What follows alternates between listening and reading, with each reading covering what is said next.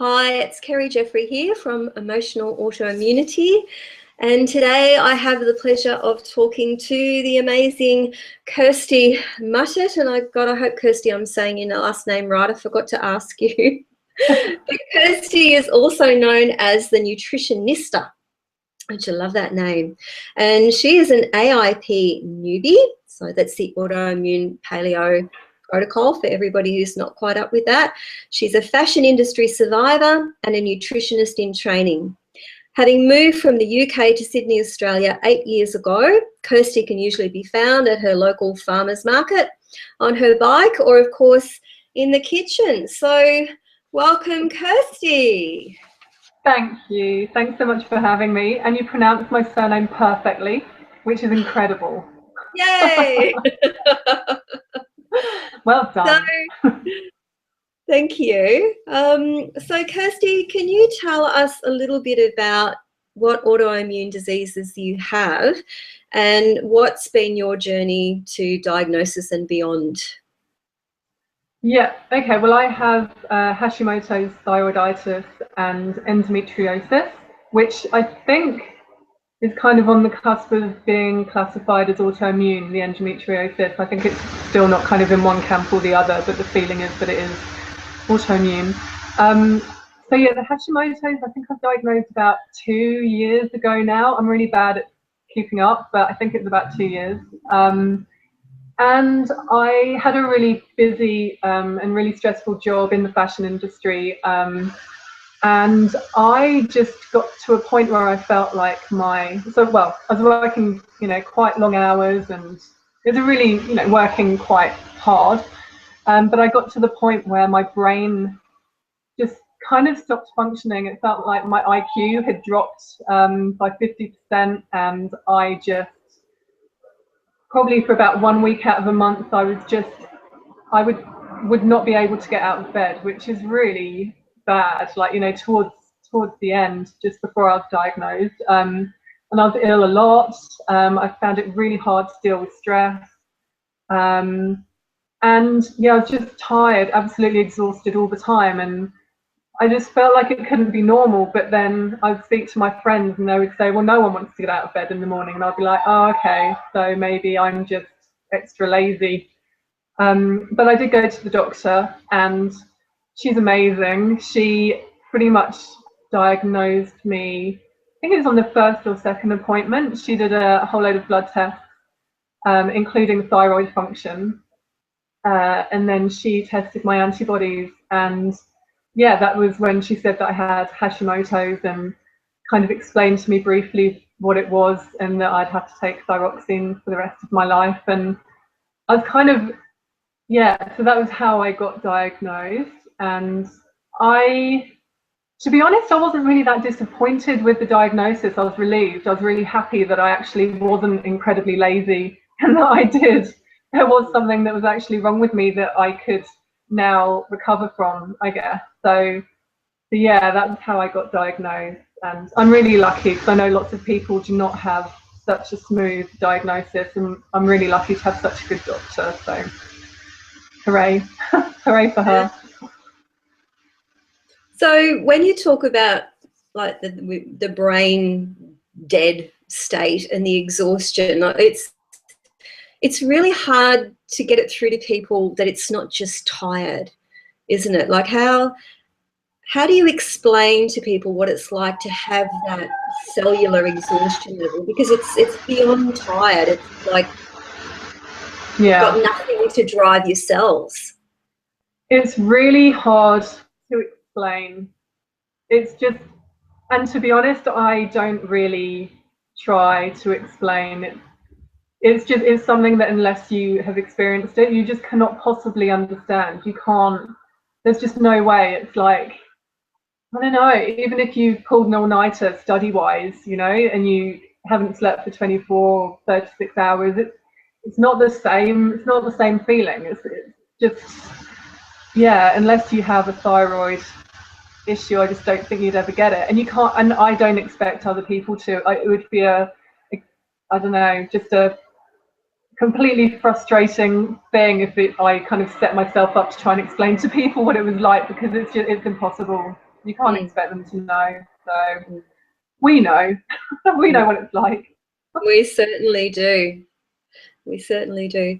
So we know that once you've got an autoimmune disease, that it's for life.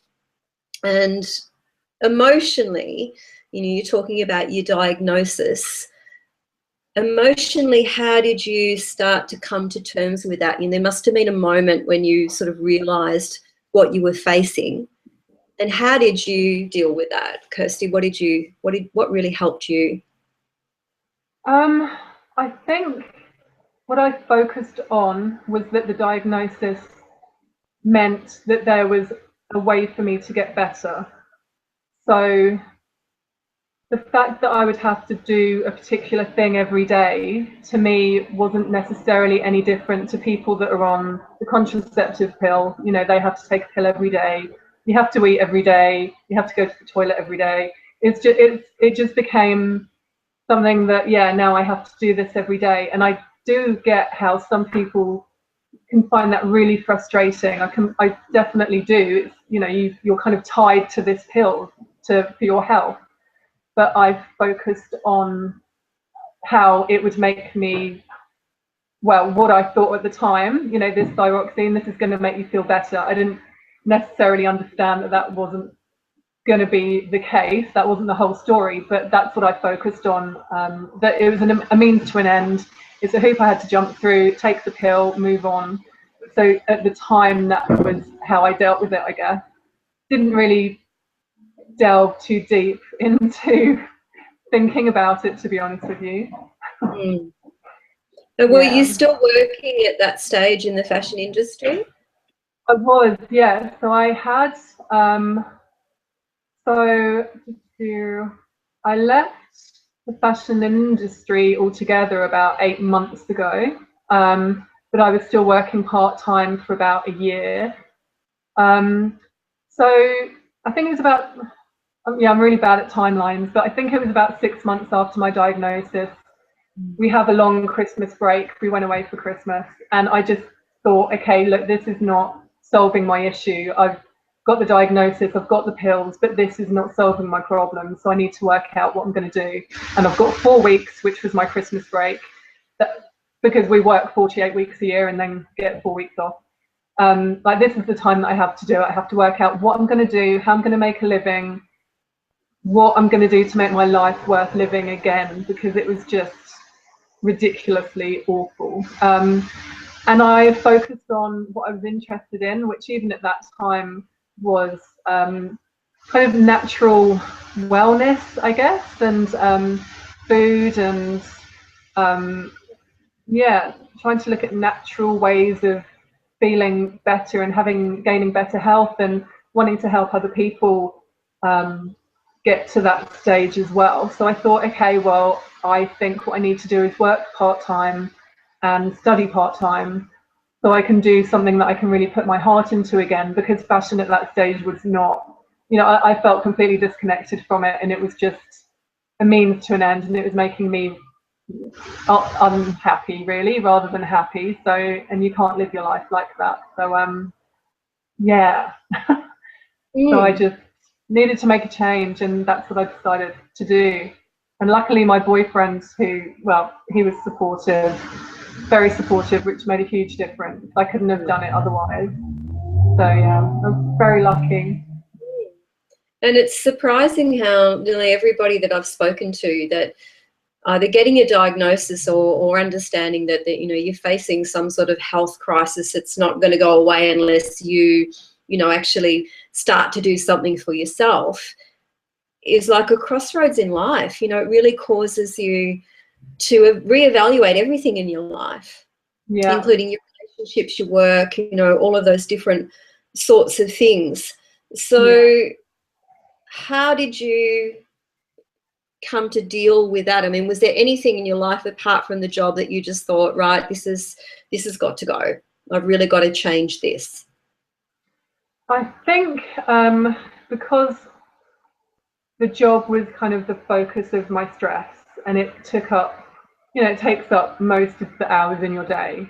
So the job was something that I did, I don't know, maybe 70% of my life. you know, in terms of hours. So that's kind of the thing that I focused on. I knew I had to reduce stress. That was hugely important.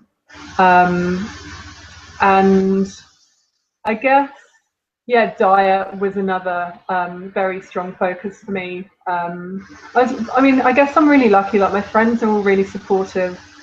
My family are, although they live in England and I'm over here, they're also really supportive, and my partner is as well. So they all kind of trust that I'm going to be doing the right thing for me. So there's no one questioning what I'm doing. They're just quite supportive. But yeah, so it was mainly the stress factor, I guess, and working my way around that, and moving myself into a situation that wasn't just going to be exchanging one type of stress for another type of stress, you know, like from going from earning a decent amount of money to now all of a sudden not able to pay my own bills. So it was just making sure that I guess that I had the support in place to make sure that it would work. So yeah, which I'm lucky enough it has worked. Yeah. So did you think so was it a relief to your family to have the diagnosis as well? I mean, gave them something to understand? Well, because I mean, they're all in England and I've lived over here for 8 years now. And I think, like, I have written in my blog about experiencing anxiety and panic attacks back when I was at university and things like that. But I never really, it wasn't really something that I shared with my family, I guess. I don't know why. I guess I didn't want to worry them maybe at the beginning. And then later, just because, you know, I was so tired and I just felt really stupid and brain foggy. Like, I didn't think that was, I don't know, like, I guess I just didn't really tell my family. It just seemed like a strange complaint. Oh, how are you today? I'm really, really tired. You know, it's just not the kind of thing that if I was speaking to my mum and I hadn't spoken to her for ages, I wouldn't have mentioned it. So I think my partner I think he was happy for me that I had a diagnosis and that I knew what was wrong, and that gave me a direction on how to focus my efforts to get better. So yeah, and I think that helped him, the fact that it had a name, you know, that I wasn't just moaning that I was tired all the time, that there was actually a reason behind it. Yeah. So, and can you yeah. see, I can see, looking back now, if I look back over my life, it's amazing seeing the signs now so far back, like even 20 years ago. But we take that as normal, don't we? I mean, I know in my case, I thought of myself as maybe I was a bit lazy, or maybe I wasn't as self-disciplined as other people, or maybe I wasn't as motivated. Why could they get all this stuff done? You know, I always seem to have to push and push and push to get anything done. But I just thought that was me, and it's really interesting now that I'm on the right medication and, you know, I'm eating properly and my body's starting to heal. It's like there's little parts of my brain turning on that I wasn't even aware were out. It's like coming back to life. So I think a lot of people, of us who have this, we're so hard on ourselves, and we don't realize that so much of what we've been struggling with isn't an internal flaw. It's actually a symptom of the disease that we've been living with unknown for years. Yeah, absolutely. I mean, I would love to know how much of things that I look back on, like the anxiety and the panic attacks, and like, I mean, even from being a teenager, and I know every teenager loves their sleep, I know they do, but I was just like a ridiculous case of not getting out of bed, and terrible. Like, my mum even had to wake me up for Christmas morning to open my presents. Like, I just never that kind of yay it's morning person, or even yay it's the afternoon. But so I would love to know how much of that is part of the whole story. I'd be fascinated to know. But yeah, I do think another thing as well with people with autoimmune disease is that we are really hard on ourselves. There's a lot of blaming, you know, and I mean, really, we have no one to blame. It's just what's happened. But I think we tend to blame ourselves. And if we have people around us who are blaming us as well, I'm lucky I don't have that situation, but I think people can be in that situation perhaps where they have partners that don't understand or friends that don't understand, and it's just another, you know, finger pointing and source of guilt, really, and that just does not help anything at all, does it? It's the worst thing, really. So yeah, no, and you're absolutely right, and I know there's a lot of people out there who, you know, that I hear in the support forums and groups and things whose family and children don't understand them, which really makes it hard. So when you've got an autoimmune disease, it can often mean dealing a lot more with doctors or specialists. And I know you had a really straightforward experience of getting a diagnosis, but how would you advise people who are not having that experience, you know, maybe getting disregarded or not getting listened to? What would your advice to somebody be when you're dealing with a medical profession? Well, I mean, it's hard because obviously if you're not getting the kind of care that you need, then you need to try and find someone that can offer that to you. But it's not as simple as just saying change your doctor, because in, you know, similar forums, you hear people that have gone from doctor to doctor to doctor, and they still have not found someone that has kind of understood. They might even not be diagnosed yet, you know, like, and it's the people in the forums that are diagnosing them from their labs that they've got, yet the doctor will not listen to them. So it's just, yeah, I mean, I guess it is a case of just trying to find the right doctor, get advice from people in the forums who have found a doctor that they've been able to speak to and get the right kind of care from. But I don't expect it's going to be an easy fix, really. It's going to, you know, you really have to put your mind to it, and you have to focus on getting the care that you need, because we care about our health a lot more than anyone else does, really, you know, so we have to be the ones that stick up for ourselves and make sure we get what we need, because it is life-changing. Once you start doing the thing that works for you, it will change your life, and you just need to keep on working to find that and to find the care provider that will help you with that.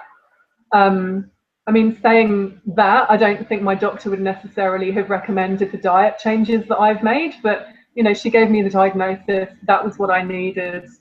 So if you need more help, I guess, with diet and lifestyle type of things, you need to find a naturopath or a nutritionist that has a particular interest in autoimmune. Don't just expect you can go to anyone. And again, trying to get a recommendation is probably the best thing to do there. But yeah, don't give up if you're feeling crap. It's not the end. That's not the end of your journey. You need to keep on trying. Sorry to say it, but that's so true. I mean, it's when you're talking before about once you got the diagnosis, it gave you something to go on with and to say, okay, I know what I've got. I got the medication, even though that didn't turn out to be the full answer for you. And I think for the majority of people, it's not. You've got to find something within yourself to say exactly what you said, which is that my health and my life is important to me.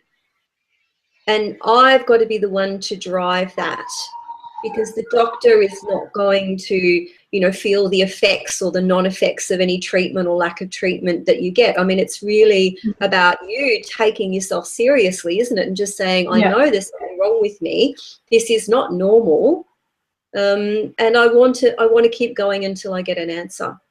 Yeah, and if I can't get an answer from you, then I'm going to have to go somewhere.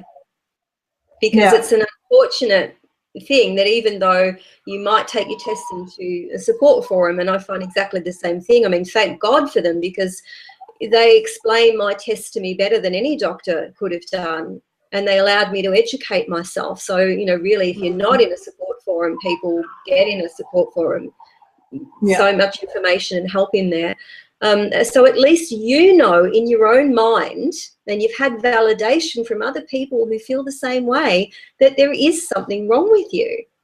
Yeah. And it's not just you. It's not, you know, being told it's part of getting older, or, you know, you're tired or you're exhausted because you've got young children, any of that sort of rubbish that you'll get fobbed off with. Yeah, so absolutely. Yeah, you've really got to. And it sounds to me like, you know, you decided I've got to look for something a little bit more than this. There must be something that I can do for myself that's going to help me feel better.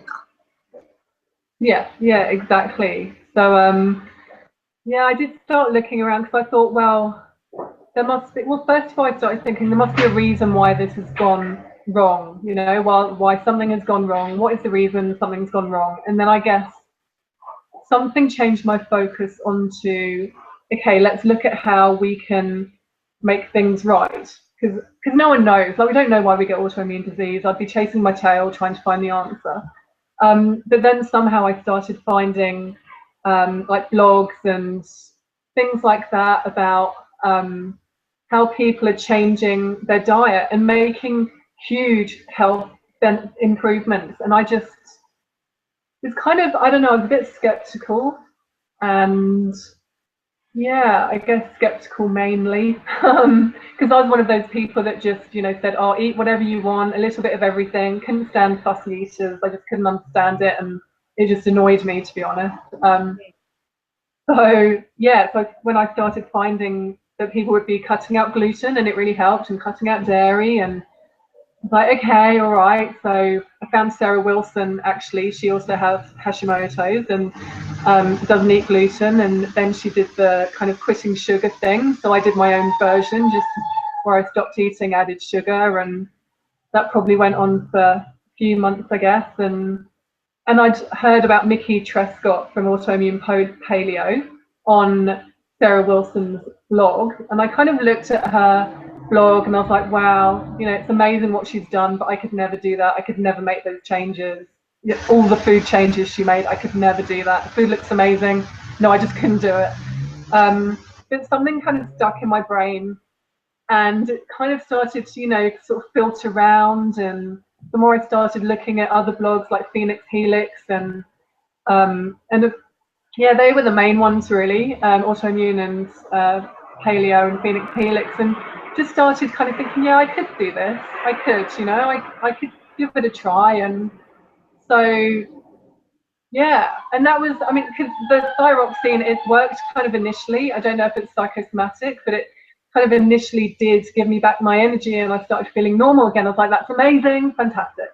But then a few months later, I just kind of started going downhill again, and I did not want to get back to that place. So that gave me the impetus to try something else. And I gave myself a date, which was, I think it was about 2 months ahead of where I was. And that was going to give me enough time to kind of eat the food out of my cupboards that I shouldn't be eating on autoimmune protocol. And just to kind of, you know, maybe drop a few things one by one. And if I slipped up in the first couple of months, it wouldn't matter. But that date was kind of D-Day, you know, that was when I was going to do it for real. So yeah, that was the biggest change, I guess. That and changing my job and going back to college and changing my diet, they were the two biggest changes. Wow. Yeah. I'm so impressed that you take on study. Oh, amazing. I love it. Oh gosh. So autoimmune disease can just have so many challenges to the way we feel, you know, emotionally and physically, and particularly the way we relate to our bodies, because there can be so many different symptoms a part and parcel of this. I know for myself, I had a whole lot of weight gain around the stomach, but I know a lot of other people, you know, lose weight. I had diffuse hair loss, so I lost over 50% of the volume of my hair, the skin issues, the exhaustion. And a lot of people I talk to say that they feel like their bodies have betrayed them. So did having your autoimmune disease change the way you see your body and your relationship with it? I think I kind of felt sorry for it, to be honest. I felt like it was because obviously it's like it has a hyper vigilant immune system, and the way I felt was that it was trying to do a really good job, you know, like such a good job at being an immune system, that it was being too good. It needed to calm down. But I kind of saw it as an overacting child, maybe, in a way. I just felt sorry for it, that it was trying to do the right thing and it just wasn't doing the right thing at all. It was doing the worst thing. So I didn't feel betrayed, and I know a lot of people do, and I know a lot of people just, you know, want to get rid of their thyroid. They want to, they hate it, they just can't stand it. But I just kind of felt really sorry for my immune system and really sorry for my thyroid being attacked, and just wanted to do the right thing by it, I guess. So yeah, that's how I feel. Reframe. That's such a lovely, compassionate way to look at your body. And that's, I guess, the view that I took too, that I thought, you know, when I was telling you before we started the broadcast, and for the people who are watching this, that my first doctor sort of sent me off with my kidneys and livers at 50% function, and, you know, very close to going into a myxedema coma. And my second doctor, who I interviewed, actually sat me down and she said, I want you to consider yourself as disabled. Like you are so sick, you could experience heart failure. You are not to push yourself. You are extremely dangerously ill. And that really hit me right in the heart. And I was actually driving home and I had a client to see, and I ended up ringing him just to say that I couldn't see him. And I sat in the car and I cried for about 20 minutes, not out of shock, but out of, I was in awe of my body, that everything my body had gone through, I was still there, I was still going around, and I was just, my God, body, you are amazing. You are just so amazing.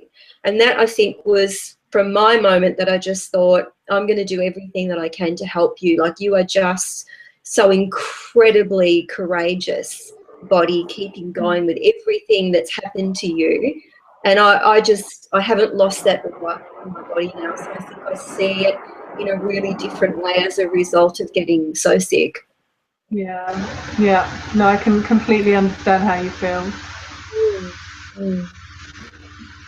So stress plays such a huge part in flares, and I think that's the biggest thing that a lot of us deal with. Like, you know, we said, my diet's perfect, I'm on the right medication, that's fine, I'm doing this, I'm doing that, but I'm still having flares.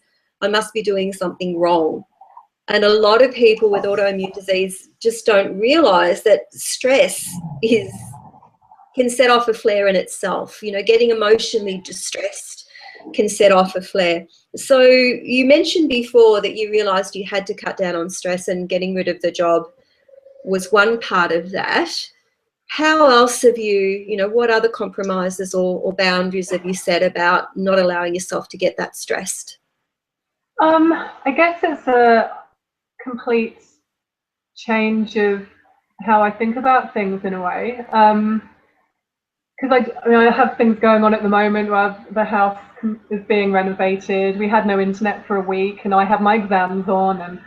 But at the end of the day, nothing. I could get stressed about that, but is that going to help me? No, it's really not. So I just need to put things in perspective, and I'm a lot better at doing that. But I think what helped me with that is moving away from the biggest area of stress, which, as I've said, was my job. So now I do a job where I'm working in a health food shop. It's the opposite of stressful. You might have a busy day, you might have an angry customer, but that's really not stressful. And I love working there. So that has made a huge difference. And I love studying. I love what I'm studying. I love the people that I study with. And I think, and I have, of course, I have a really supportive partner. So when you have those things in place, it just gives you the space to kind of, it's almost like a buffer zone where you can just, you're not at that level where the slightest thing is going to push you over the edge, where you're going to get, just lose it. Which is where I used to be. I used to be on the verge of tears pretty much all the time, which is really not a very good place to be. So I think it's just managing my buffer zones and being quite selfish actually, and just doing what I needed to do to reduce that stress. Meditation is also really helpful. So I started that maybe 6 months ago or so, and I probably do it 2 or 3 times a week now, which is not as often as I should. But meditation I found really helpful for stress reduction, and it really just kind of got rid of those last little bits of anxiety or nervousness that I used to have as well. So yeah, so that helped too. And I think that's something that a lot of people also don't realize, that, you know, you're not in your right mind when you're in the middle of a flare, or when it makes your emotions are out of control. Yeah. And you know, be in this state of anxiety is a classic hallmark of an autoimmune disease. And it's not like normal anxiety.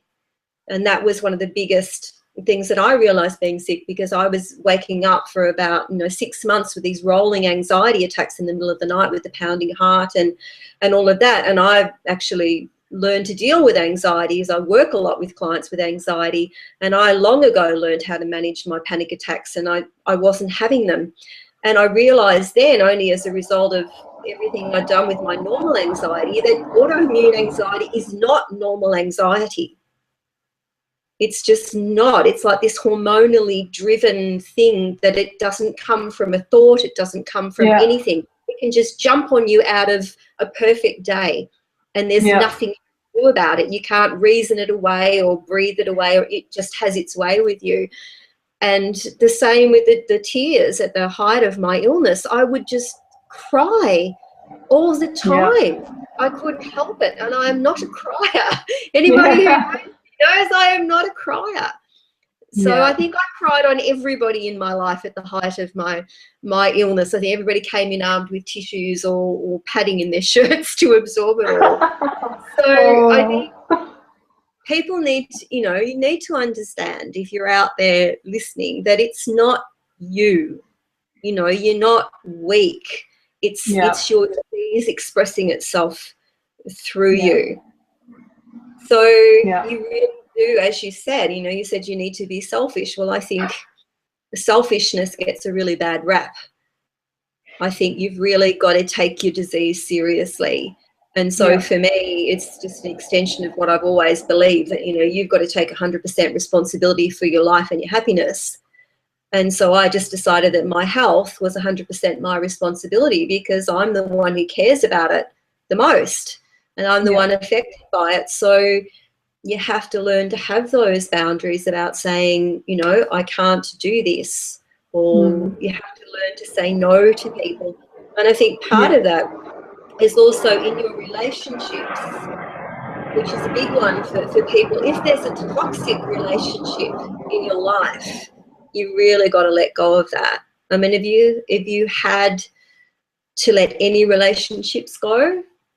I guess, I mean, I can't really go into any detail about it, but on the whole, I guess I'm quite good at not having toxic people in my life. But there was one person in particular that I knew that there was just no space for them anymore. I'm quite it sounds quite cold, but I am quite good at identifying those people, I think, normally before they become an issue. But this one had been around probably for a few years, and it's almost self-preservation. I just realized that there's no space for us both. And I had to go. And I don't think that's cold. I think you've just got to sit back and really evaluate and say, well, is this relationship adding value or good things to my life, or is it draining me? And when you're running on empty, you don't have extra energy to give to people who are just draining you. You've got to start to really put yourself first. And I know in my case as a single parent, and the only wage earner, and I couldn't work for a long time, and I didn't know if I'd be able to work again. If I hadn't have said, I'm putting myself first, then what would happen? The kids have still got to be fed, and the rent's still got to be paid, and all of that stuff. Things have got to go on. So you've really, it's a matter of prioritizing, isn't it? You've really got to prioritize things differently. And how many people really do put themselves first? Like it's quite a rare thing. It's an unusual thing. Especially women, I think. I hope that's not a sexist thing to say, but in my experience, women just kind of put themselves last, if anything. And especially when when there's a situation like this, you just do not have a choice. Especially if you have children, you have a partner, you know, think of it as you're doing it for them, because you're not going to be a functioning human being unless you do put yourself first. So no, yeah, you're absolutely, what we have to do. Spot on. Yeah, that is a big issue for women, and the majority of my clients are women. And you're absolutely right, Kirstie. I think the biggest thing that we women struggle with is guilt. Yeah. And I see a lot of women in the forums who are feeling a tremendous amount of guilt. They feel they can't be the mother that their children deserve. They can't be the wife or the partner that their partner deserves. They're not a friend to their friends, and all of those sorts of stuff. And so they pile on all of this guilt in a situation where they're already struggling. And you've got to get to that place where you can just let go of that guilt and just say, look, I've got to focus on me. I've got to prioritize my health. I've got to manage, you know, my energy, and I've really got to look after myself. And it's like, you know, that image of that teacup. You're the teacup. You've got to fill that cup right up, and then you give for the overflow in the saucer. And that's a metaphor that I use with my clients all the time. And if you've got autoimmune disease, and most of us have got more than one, I mean, I've got 3, you're already behind the 8 ball. So your cup's cracked, you know, so you've got to fix that cup, and then you've got to fill it up. And then the more you look after yourself, it's not selfish. It's absolutely essential.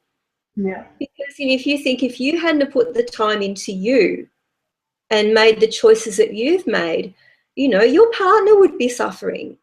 Yeah. And your work would be suffering, and all of those sorts of things. But you've invested in yourself, and you're reaping the benefits of that. And I think that's really the view that we all need to take, is just that I invest in myself, and then everybody around me in my life is going to get the benefit of that investment.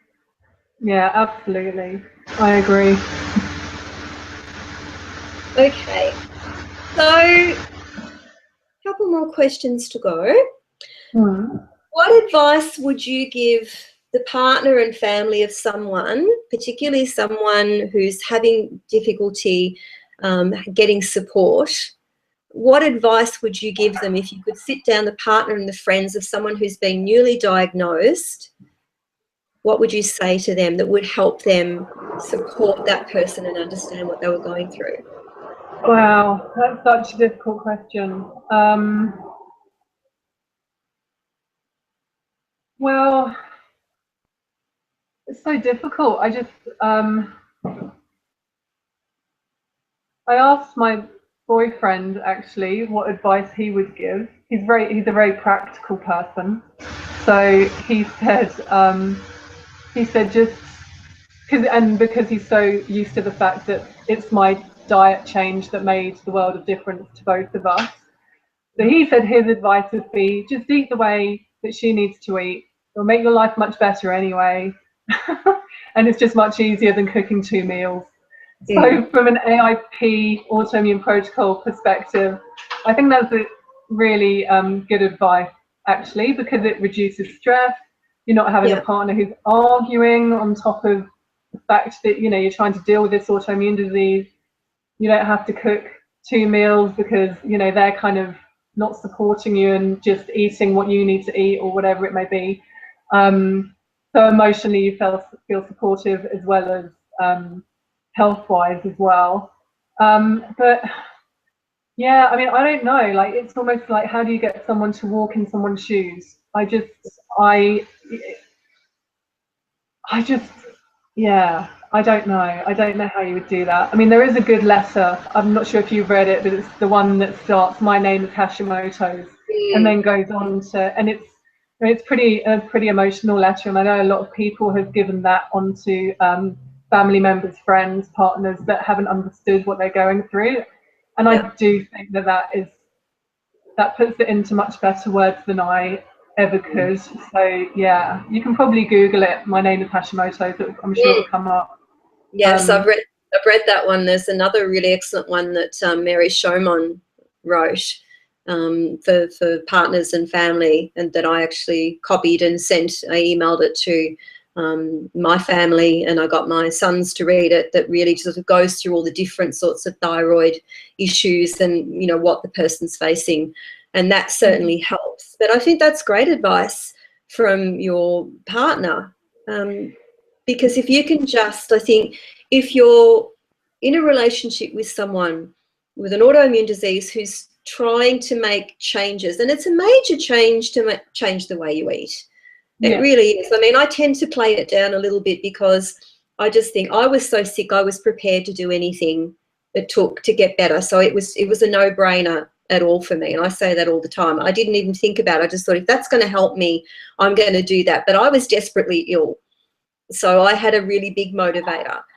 But there's a lot of people who are just, you know, they feel okay. They're used to feeling the way they're feeling, but they're not feeling great either. And food is an emotional thing. Yeah. You know, food is a part of our culture. Food is a part of our celebration and dating and all of that great stuff. And AIP is tough to start with. You know, I still don't travel or go out anywhere just because I'm just not advanced enough in my reintroduction to food. So it is a big ask. And I'm very lucky that, in a way, that I guess that I am single, because I cook for myself, and that, you know, my children are quite happy and enjoy, because let me tell you guys, the AIP recipes out there are fantastic. Like, I'm eating better than I have. You know, I've got the slow cooker and I've got beautiful roasts and stuff cooking, and it's brilliant. But if, you know, if I had someone who wasn't prepared to go along with that, like someone who was really attached to certain foods, it would have been so hard. Yeah. So I think that's fantastic advice. Just, if your partner is trying to make change, then support them. Yeah, you know, definitely. Even if you have to get your gluten fix at lunchtime when you're at work, but when they're at home, just do everything you can to support them, because it's already hard enough. Yeah, exactly. And there are so many people that I hear, you know, saying, oh, I can't expect them to eat this, so I can't expect the kids to eat that. When you look at it, it's just really good quality, nutrient-dense food. Why can you not expect them to eat it? Don't make it a bigger deal than it is, really. You know, just and yeah, you can expect them to eat it. If you're the one cooking it, then yes, they can eat it. Makes life easier. I still buy bread for my son, my youngest son. My eldest son, it's a good thing that I got diagnosed, because my doctor actually suggested that I get the gene for celiac disease, and I had the gene. Like, I probably have celiac as well, but there's no way I'm going on a gluten provocation diet to prove it. So he got tested, and we found out he actually has celiac, and he never would have known that. Wow.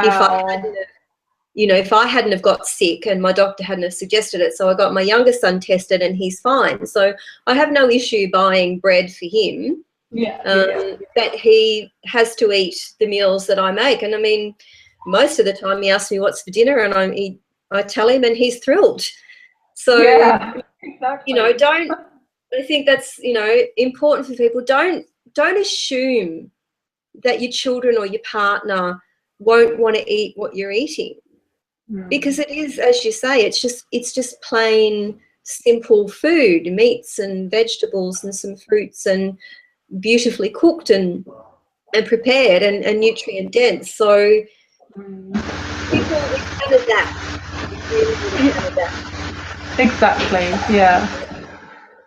So what's the one thing, if you had to narrow down to say one thing that you've done, Kirstie, that's made the biggest difference to how you feel and how you live, what would that be? Yeah, it would have to be, one thing.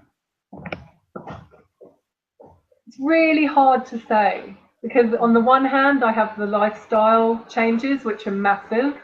Yeah. Changing my job, going back to college, doing something I love. And then on the other hand, I have the diet changes, which are massive as well. I feel that they really go hand in hand, to be honest with you. If I'd made the diet changes, still was super stressed, I'd still feel like crap, I truly believe. And if I had done the lifestyle changes but hadn't changed my diet, then yeah, I think I'd still feel like crap as well. So I have to have two things there. So I'm going to say lifestyle and diet. I think they go hand in hand. Yes, absolutely. It really does. I think as much pressure as you can take off yourself, you've got to do that. And with the diet, you've really, I think once you start and you start to feel the benefit, I mean, how long do you think it took for you to really start noticing a difference? And what were the first things that you noticed in yourself? I think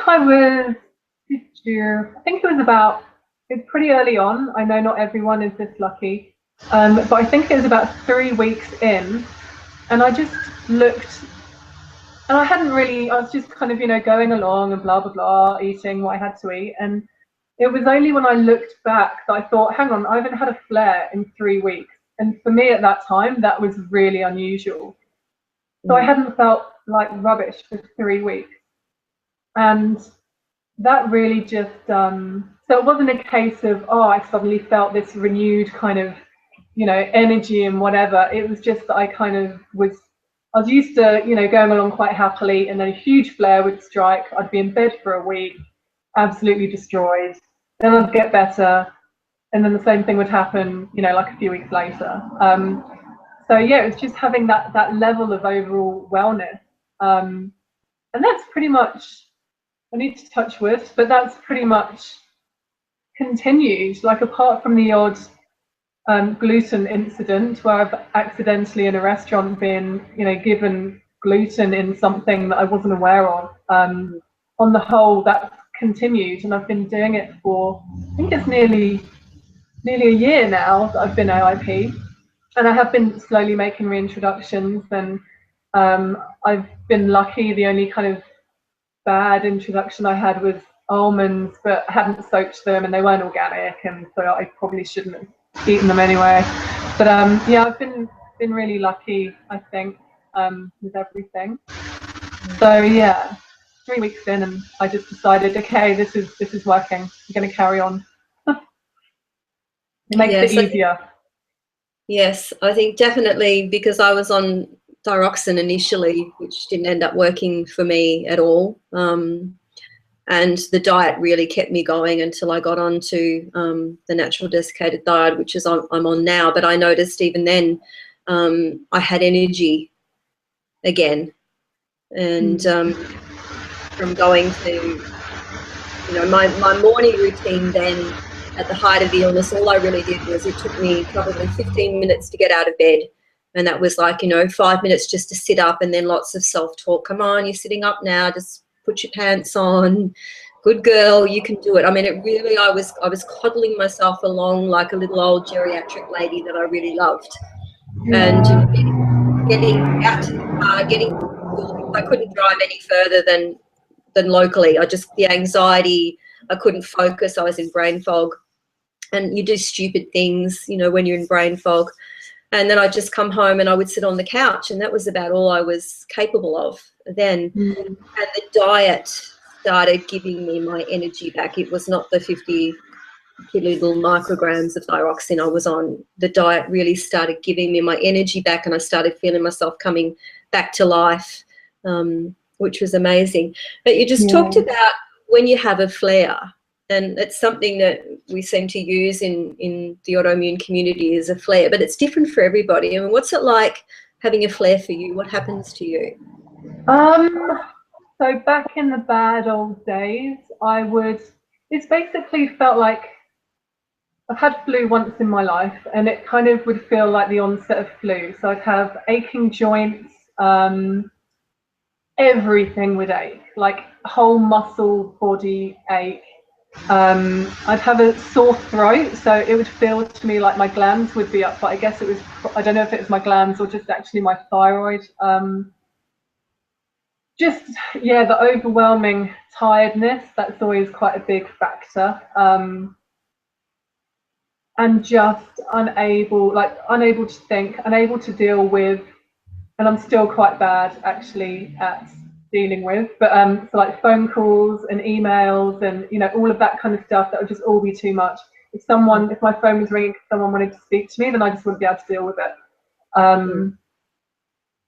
And I would, just like any kind of, so contact, going out in a flare is pretty much impossible. All I could do is just lay in bed, probably be a dark room, not even able to think really. And yeah, it's pretty depressing really, when you think, like, I was in my early 30s and you should be in your prime at that time, and I do feel that I am now, but yeah, at that time, just such extreme fatigue and feeling definitely old before my time, and yeah, not fun. But I don't really have that so much anymore. Now what I call a flare might just be kind of like a aching thyroid, or like just around this area here. So it's almost like my first thing that goes off if I've eaten something that I perhaps shouldn't have done unknowingly. Like yeah, exactly. So it's my little alarm that goes off here.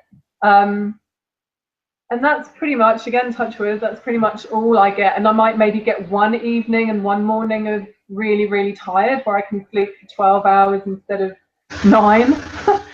But yeah, it's so much different now to how it used to be, thank God. So yeah, don't happen as much as they used to. I notice now if I push myself too hard, I know when I push too hard, because my speech starts to change and I get a little bit blurry, like I've been drinking, because I haven't touched alcohol now since I've been sick, and I didn't drink that much anyway. But yeah, when I'm really, really tired, I've been pushing, my speech starts to get a little bit slurry and my brain starts to slow down.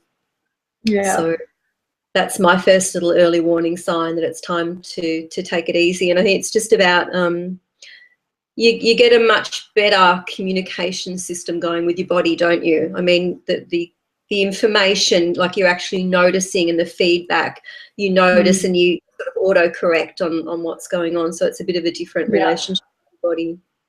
Definitely. And I think it's almost like we're taught to ignore our body's signals and what it's trying to tell us. You know, like, oh, if you don't feel like working out in the morning, force yourself.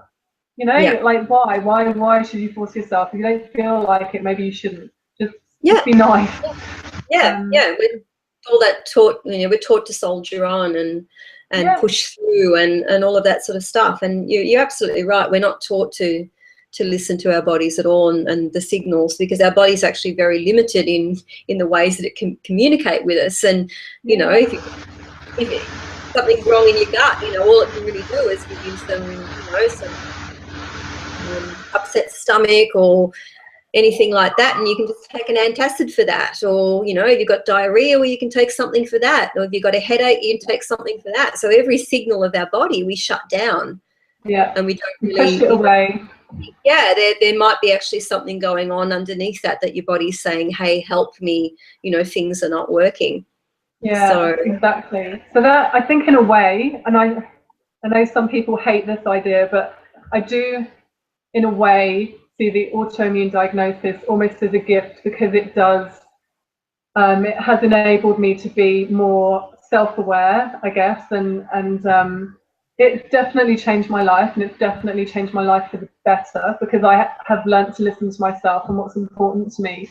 And you can, otherwise, I don't know what I would have done. I just would have gone through every day doing something that I'm not really that happy with, but it's okay. So you just plod on with it, but I just realized that wasn't really good enough. So yeah, maybe a blessing in disguise. Oh, definitely. I can see many positive things that have come out of my diagnosis. Because let's face it, sort of say that before Hashimoto's and after Hashimoto's, but the reality, I'm sure, is that I've had Hashimoto's for at least 20 years, if not longer. It just took my body actually breaking down for me to know what I had.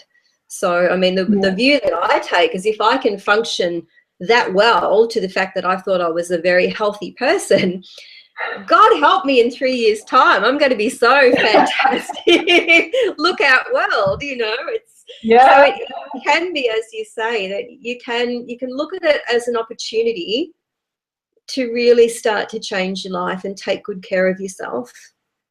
Or you can choose to, focus on the negatives, which ultimately isn't going to hurt you. And I think it is going to hurt you. And I think we all need to fall in the hole at times. I mean, you really do. You've got to, it is a really shitty thing when you're going through a flare. It is a really shitty thing when you can't think and you can't speak properly and you can't go out and see people and all of that. And everybody's entitled to a pity party every now and then, because I think it does you good. But ultimately, you've got to pick yourself up and just say, okay, what can I do in this moment that's going to help me? Yeah, Is this absolutely. that, and just do that every day. And yeah, I think life can be better, but it's part of that grieving thing. I think I'm still not quite there yet, but still it's early days for me. It's not even a year.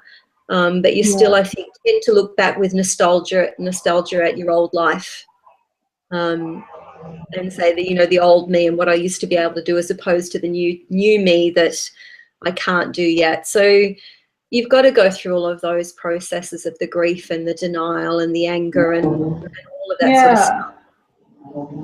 Definitely. And I don't want to make it sound like, oh, you know, you should be happy all the time, you should be upbeat, you should be grateful that this horrendous thing's happened to you, because no, that's not how I see it. And yeah, it has been 2 years since my diagnosis, and I do have a lot of great support that I know a lot of people don't have. So it's been pretty easy for me. It really has. But it's not, I know it's not that way for everyone. And if you're one of, or, you know, there's someone watching who's is feeling in a position where they just can't see a way out at the moment, we've been there too. You know I've been there myself, and it is something to work through. I think everyone with an autoimmune diagnosis has probably been in that position as well, but just know that there is a way out, and know that you are the best person to find that way out, and kind of give yourself that power back. But yeah, don't beat yourself up if you're not feeling super powerful and positive at the moment, because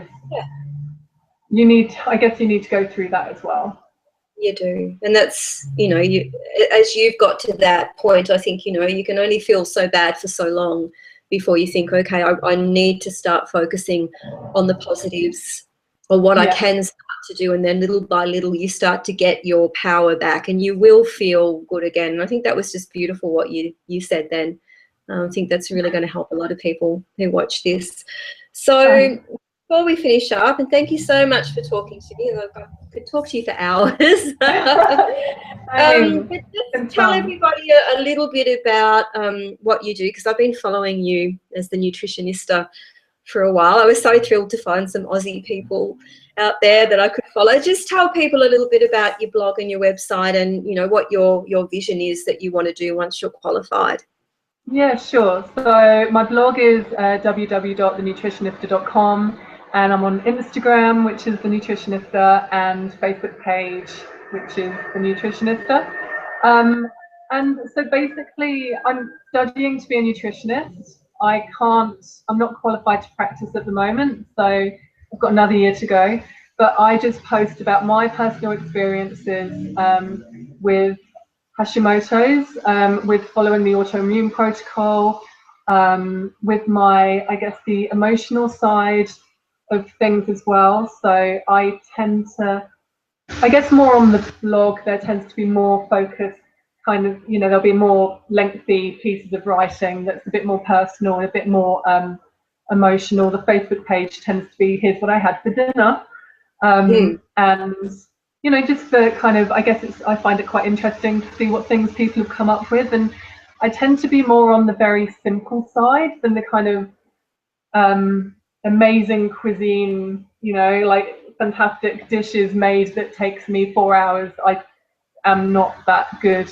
And I'd never really cooked that much actually before starting AIP. So it's pretty much just, you know, basic does the job. It's always really tasty, but yeah, just pretty basic and quick and easy food. And yeah, it's just really about my personal journey. And as I mentioned before, so on the blog, I've got things about dealing with anxiety, because that was quite a huge part of my life, sadly, but from my early 20s, really. And how I got started on AIP, and just a few different things about that. And I haven't posted for a little while because I've had exams and I'm bad at dealing with more than one thing at the same time. But I do post fairly regularly, so I should be posting in the next couple of days. So yeah, I'll be there. Fantastic. And it's, you were, as I said, you were one of the people that I found, and I read all of your, anybody I could find with Hashimoto's, it was positive, so I just read everything, and it really did give me hope, because I think if there's one thing we all need in the depths of, when you're in the depths of the illness and the symptoms and the flares, is you've got to have hope that life can get better. And I really I'm so happy to hear that. I really liked that you, and this is not to disrespect anybody in the autoimmune community, because I think people make choices as to how personal they want to be, but I think sometimes it can seem like they don't have any issues anymore and their life has just become perfect. And that happens in a whole lot of other different areas, not just the AIP community. It's in every, you know, community. Anybody wants to put themselves out there, you know, you decide how much you want to unveil, but you were real.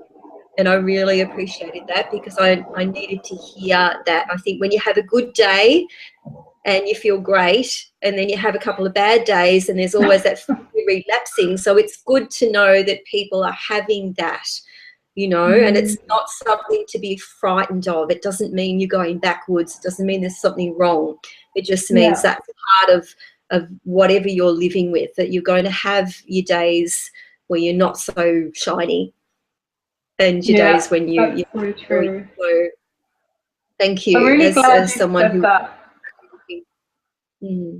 I'm really glad you said that, because I had this conversation with a friend of mine actually the other day, and I do feel it's important to be, I mean, I'm not, you know, it's not my heart and my life on a plate, but I do try to be honest if I'm feeling crap, or if something's gone wrong, or, you know, maybe if I'm having a better day. So yeah, thanks so much for that feedback. That's really touching, actually. Good. And you know, it's good to know, isn't it, that you make a difference, and you made a difference to me. And I think it's when you can drown out there on the internet with an autoimmune disease, you really can. There are so many people suffering, and when you can find anything that gives you a little bit of hope, then that's a gift. And I think the more people like you who are putting their stories and experiences out there, you know, you are the lighthouse for a whole lot of people who are feeling lost. So I think it's fantastic work that you're doing. Oh, thank you, Kerry. And same to you.